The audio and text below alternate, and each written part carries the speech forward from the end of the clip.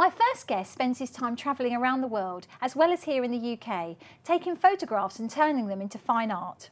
His pictures hang in hotels across the world, and he has a number of celebrity clients who adore his work. He's now come to the West Midlands shooting still photography, and he joins us here today on Cuppa TV. Please welcome Clive Sawyer. Clive, thank you so much for coming on the show today. Pleasure to be here. Wonderful, and we are surrounded by your work, as you can see, but we'll come to that in just a second. So, Clive, first of all, why the West Midlands? Why have you chosen to come to the West Midlands? Years ago, I came here on holiday as a kid, the first time I ever left home. So I've come back to rediscover the West Midlands. And you've got some amazing buildings here. You know, the Selfridge Bullring, you know, the library, these sort of places, and they really lend themselves to photography, you know, and you know, you get the light, you get the right time of day and everything, and you can get some amazing shots. So you're actually, your gallery's in Sussex, is that right? That's right, yeah. Yes, you've got a gallery in Sussex, and again, your clients list expands the world, which is wonderful. Not so long ago, we shipped a very large piece out to Melbourne in Australia. We ship stuff all over the world, and we get people from all over the world coming to that area. And it's very different, Clive, your work. I mean, you know, just the one beside you, for instance, we've got. Just tell us about this one. It's the bullring, picture of the bullring that's printed on canvas and stretched over a solid wood frame. And there's a laminate on there, so you can wipe it clean. And it, and the inks these days, the technology for photography and printing is leaps and bounds ahead of what it used to be like. Does that have an effect on the work that you can do? Well, it does. I mean, maybe 10, 20 years ago, it'd have been quite difficult to do. I mean, yeah, you could have done the black and white thing and all that, but in the older days, that sort of thing would fade. We all know that you don't take those snaps from the 50s or 60s, 70s, they fade after a while. Well, these won't. You know, these won't fade. 150 years. Really? 150 years? But it's the actual way, the treatment. I mean, I've never seen it look like that. So it's the software, different software and different things you can do with the camera. And, yeah, you can work these things on the computer. And, yeah. Fantastic. So what inspires you, Clive? What inspires me?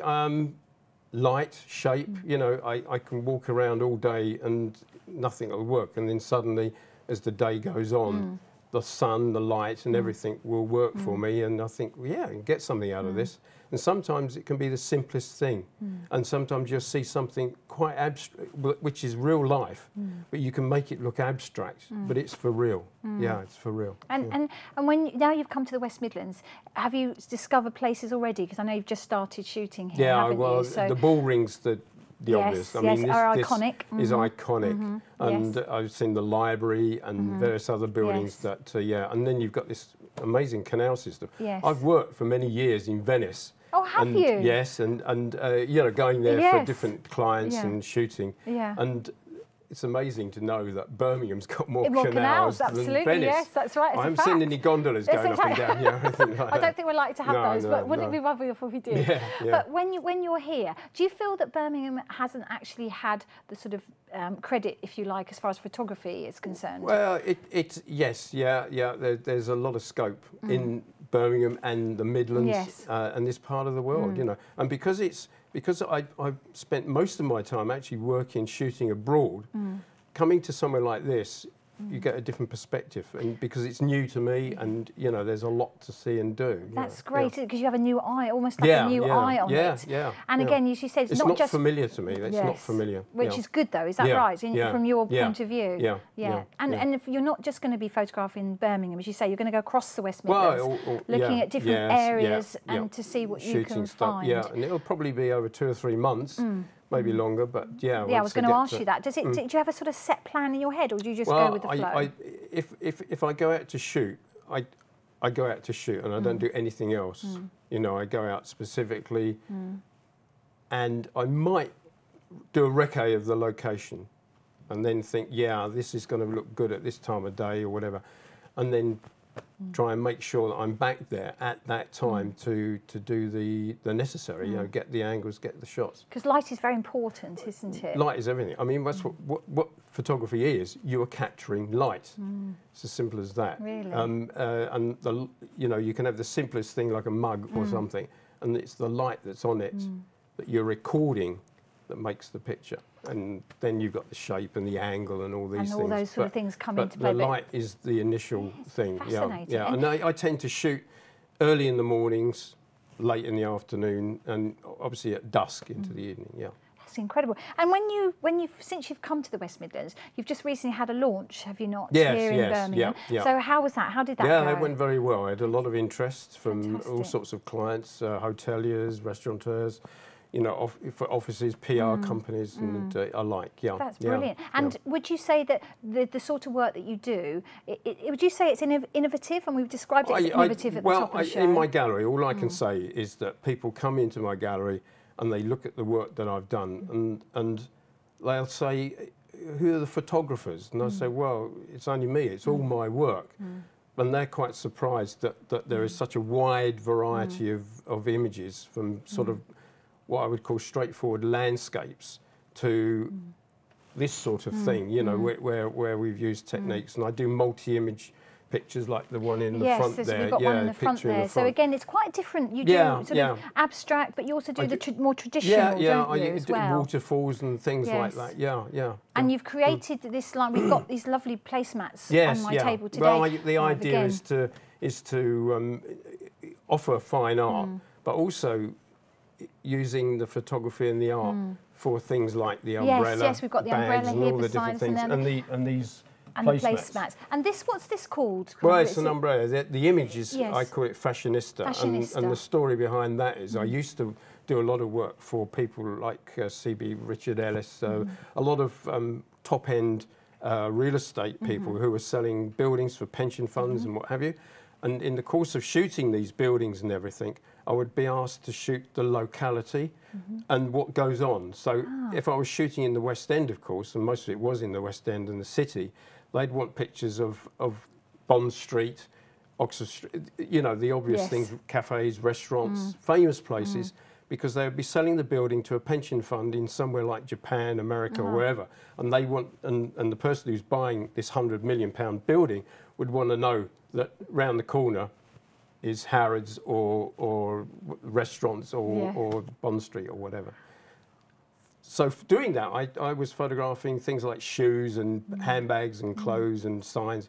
And then I got this idea of putting it all together. And then I got the idea of putting it in a film strip idea, like going back to retro. The retro thing, you know, like we used to shoot film years ago, until somebody kindly invented the digital camera and screwed the whole thing up for photographers, so everybody can take a picture now. So I put the thing together, and it evolved. So again, you've got so many projects by the looks of you, so many ideas that you come up with. I wake up at 2 o'clock in the morning and think, oh, that sounds like an interesting thing to do. And then I just build on that, and then I'll go off at a tangent, and something else will come up. But sometimes it just happens. And you just see something, and you just think, oh, that's what I'm going to do today. And with the future with your artwork, Clive, how do you see it? Do you see yourself continuing to do the things that you're doing at the moment, or do you think it's going to evolve? Well, I think it has to evolve. I mean, you know, we live in fast-moving times. In any job you're in, I mean, you know, take the printing presses. I mean, they're obsolete. The old lead things, it's all gone. I still remember it's all desktop publishing and all this sort of. All of our jobs progress. We have to learn computer skills and all these sort of things. So the photography, you have to learn different skills now. From when I used to shoot weddings 100 years ago on roll film and black and white, it's all gone. It's all changed. And would you say that's made it easier or harder for inspiring well, the trouble photographers? is, photography is easier, and I can explain that by saying that years ago I was asked to photograph. I've photographed a lot of cities in America for Guidebook, the AA publishing company, and I was out there and I was sitting in the car, waiting for the sun to go down behind the Golden Gate Bridge, and I saw this chap. He took one picture, looked at his digital camera, deleted it. I could see him, and then took another. 5 times he went, and he said, "Yep, that's it. I've got the shot," and walked off. Years ago, with film, he would have taken that one picture and walked off, gone to Boots or Walmart or whoever, and it would have been blank. It wouldn't have been. It wouldn't have been any good. So the technology has made it, generally speaking, a lot easier for people to get a good picture. Oh, that's great. So, well, it's good for, in a way, but what it's meant is that most people who've got an iPhone 6 or something can take a pretty good picture. So at the end of the day, so so as a photographer, trying to make a living from it, I have to innovate. I have to be on top of the game just like any other top professional, or when I say top professional, I mean other professional photographers. Well, it's brilliant, Clive. So we've got to leave it there, Clive, but thank you so much for coming in today. It's been an absolute pleasure to meet you. Thank you so much. Right, we're going to go to break now, but come back and join us after the break. But still the days, those lonely days, go on and on. And guess who sighs his lullabies through nights that never end? My fickle friend, the summer wind.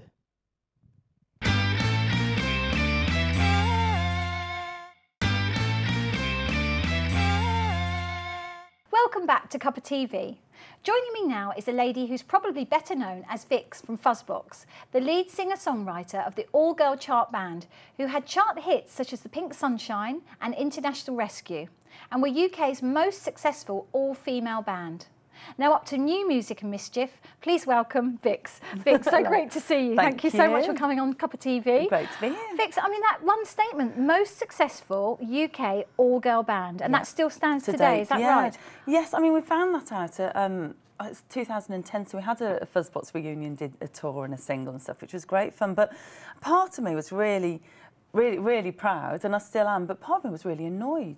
Because why were you annoyed? Well, where are all the girl bands? We thought we were kind of just one, you know, on the crest of a wave, and there were going to be loads of female musicians, loads of girl bands, and you know, there are more than there were, but it's still. But let's define band, because people will think Spice Girls as, but band. They're not a band. They got to play instruments. It's an instrument. Oh yes, you've got to be able to play. You have to be able to play an instrument. Not a vocal group, because obviously you've got people like the Supremes and Girls Aloud. And fantastic. So in your band, what musical instruments do you play? So in my band now, Vix and her Mischiefs, we've got, I'm on ukulele and vocals, then we've got violin, cajon, which is like a box that you sit on and whack, yes. Like, kind of like for rhythm. Do you hit it with a drumstick? You can, you can use your hands, you can use brushes and stuff, and she's got a fancy little pedal. She's got loads of gadgets, Mimi has. So Demi on violin, Mimi on cajon and guitar and all sorts of other clever things. And we've got Imi on double bass. Oh, so it's really quite a unique sound. I just woke up one morning and thought, I know what I want. I want another all-girl band. I want it to sound like this. And I had, you know, I had the instruments in my head, even personalities and everything, and it was done within a week. How amazing is that? Cosmic, man. So let's go back, so where it all began. So how did you first start your career, Vix? How did it all start? Well, we were just schoolgirls, and we were at a club when I was 15, I think, and we were always going out seeing gigs. We were mad on the sort of the live scene, and a band that were friends of ours called the Bang Sisters said they were playing. We said, "All right, who's supporting you?" They said, "We haven't got a support band." So we just basically volunteered and said, "Well, we'll do it." And we didn't have a band. So we went away and it was like, well, you know, Vix, you've been in the solo singing competition. You can be on vocals and you play a few chords, Joe. You can be on guitar. And it was just like that. And we botched it together the afternoon before the gig. And then, and then it went down so well because we were dressed really crazy as well. We had all mad makeup and crazy hair and silly tutus from the rag market, you know, bits of material our mums had cobbled together. And before you knew it, we had another gig and so on. We were signed up at our second gig by a local label. Wow, and then before we knew, we were sort of touring the world and on top of the pops and having hits, and yeah, it was pretty fabulous. Did you think it would happen so quickly? Because it did happen so quickly, didn't it? No, I didn't have an inkling, no. Isn't that great, though? It was kind of good. And then from there, so you did that. From what year did you So that was about sort of 91, really. I mean, it seems funny for a band like Fuzzbox, but really I would say it was over musical differences because you didn't really kind of cross-pollinate with different musical styles then. So, because I thought it'd be really nice to have, like, you know, soft girl's voice, but perhaps with dancey drums and, you know, maybe rocky guitar, but it's like, oh, you can't do that. So you seem to have to be really pigeonholed. And I think from starting off from being like 16 and then, you know, kind of being 21 or whatever, your musical taste changed so much. So somebody would be into disco or indie. I wanted to get more guitars in, and we just found it very hard to write together anymore, really. So went off and did our own things. Ways, and now you've got this new band, Vix and the Mischiefs. Yes, and again, exciting times ahead, I think. Oh, it's brilliant. Yeah, it's kind of Americana, so it's a bit kind of country a bit folky, bit rockabilly, you know, all that stuff. We do some covers and some quite quirky covers of things like Royals. We do a really nice version of some modern stuff as well as old things, and then loads of original material that I write. And do you find that you've still got some fans from your old band, Vix? Yeah, do they come and see your shows? They do, they do. And so we've started Is that great? to. Oh, it's lovely, yeah. So we have started to put in like 1 or 2 Fuzzbox numbers as well in our own kind of Pink style. Sunshine, yes, for Pink instance, yes. Sunshine. Very popular, that one. Yeah. But again, do you mind that, or do you find that you don't want to do that now? I mean, I don't want to particularly do a whole set. I mean, can you imagine something like International Rescue, you know, 5 or sort of Americana style? I just can't see it. Although if someone really begged, I might have a go for a laugh. Yeah. But no, I don't mind. I mean, I'm fortunate to have had that as my background, and it was, you know, they were great days. So, but I'm obviously more interested in what I'm doing now. And with the Americana band, which is the band you've got now, so just explain that to people who perhaps may not know what that is. What does that actually mean? Is there a way? Well, I suppose Americana is. I mean, you might say, you know, you could have clothing and cars that would be under the banner of Americana as well, but it's that sort of mainly kind of retro 50s-y, you know, American sort of style stuff mainly. But yeah, our music is like country, rockabilly, folk, bluegrass, that sort of stuff. And what about your age groups? Do you attract all kind of age groups that come to your concerts? Yeah, well, we've actually just this weekend done a video for the first single, which is called Fame Is Your Driver, and we've got babies in it and toddlers. We've got people I mean, it's wonderful really, because it really shows kind of Birmingham and the West Midlands the way I see it, which is it's really diverse. You know, every different sort there. So I actually think that it will, you know, will appeal to all ages, because it's still kind of quite poppy. But and what's that called again? Fame? Fame Is Your Drive, and it's a bit of a Mickey take. Again, one of my sort of, I suddenly kind of went, oh, I really want to do a video that's like a Mickey take of X Factor and Britain's Got Talent, and I thought someone must have done it. So I was Googling, I was searching on YouTube, and I couldn't find anything like you know, I wanted people to come in like it was a real audition. And I couldn't find anything similar, so I thought, right, let's do it then. So, yeah, managed to get an amazing team together. Fantastic. So who's directed it? Because we've actually got a clip of that. I don't know if you're aware today, but we've got exclusive just for Cuppa TV. I've not been allowed to see it. And for you, I don't think you've seen it either, I've not been allowed, no. So let's take a look at the clip now, and we'll come back. OK. Your 15 minutes fame starts right here. So enjoy it while it lasts and while we live. Will you save or sell your soul in the name of rock and roll? Some say that it's the price of fame, my dear. If fame is your driver, you're likely to crash. You're going to burn out, you're going to thirst. If fame is your driver, you'll get to the top. Pull over, please stop. I wanna get old, I wanna get old. Fantastic. That was amazing. What was it like for you, Vix, watching that for the first time? Brilliant. I mean, that is work in progress. Mark Presti directed it, and he's actually winning a lot of awards at the moment. Is he? Tell us about that. Titanic Love, that short film that he's done. But he's a very talented chap. You should have him in. Great. Another guest for Cuppa TV. Absolutely. But we're very lucky. You know, I ended up producing it and casting it. And I did a silly choreography thing for a line dance. I wanted to do like a cheesy line dance. Everyone was really, really great. But the atmosphere was so nice. Everybody actually had a really good time. I mean, I've done a couple of things being an extra, and it was horrible. Really? You're like in a freezing cold room or a bus, like for hours, and nobody sort of comes to tell you what's happening. And it's really, really horrible experience that I've had, and a lot of other people I know. But we really looked after them, and they had a really fun time. And you obviously enjoyed making it. Do you know what? It's one of the best days of my life. Oh, really? Seriously, which at my age, you sort of think, I must have had a few good days.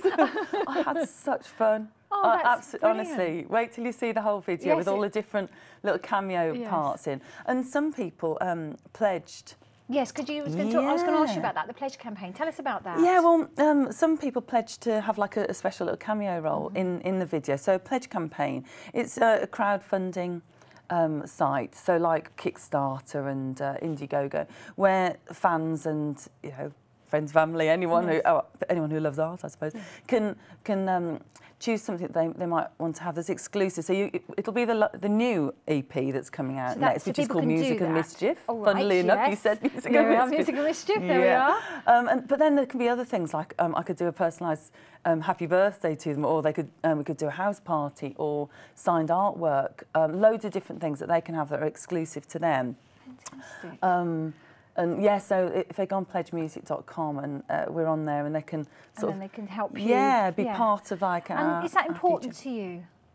Well, the fan base is important anyway, isn't it? And you know, it's incredibly hard these days because you don't tend to have the managers or the development deals from record companies that you once had. So you have to do such a lot yourself. You know, you end up managing, promoting, you know, booking blooming gigs and everything yourself, and so it's nice to have more hands to the deck. And I think it's really nice for fans because they get stuff that nobody else has got, and they get everything before everybody else has got as well. Yeah, I mean the pledges start from £5, so it's not. It doesn't all have to be terribly expensive. But it's just something that they can do, you know, to support you. Yes, yeah. Which is a great thing. Absolutely. And what's the future for Vix and the Mischiefs? Ooh, well, you'll have to come back on the show. Oh yes. Would you come back on Cuppa TV with a whole band? With the whole band. Yes, and please. perform your We'd single. love That would be to. wonderful. Yeah, that would be great. Absolutely fantastic. That'd be fab. But you know, how do you see it though, Vix? What would you like to be? Well, Sunday 20. Hold on. First of all, hold your horses. Sunday 25th of April. We've got our launch at the Glee Club, and it's free. Thank you so much, Vix. Thank you. Lovely to meet you. Thanks for coming on Top of VE. Thank you. That's it for today. I'd like to thank all of my guests for joining me. Please do get in touch with us either on Facebook or Twitter at Big Centre TV, or you can email the show. Come back and join us again soon.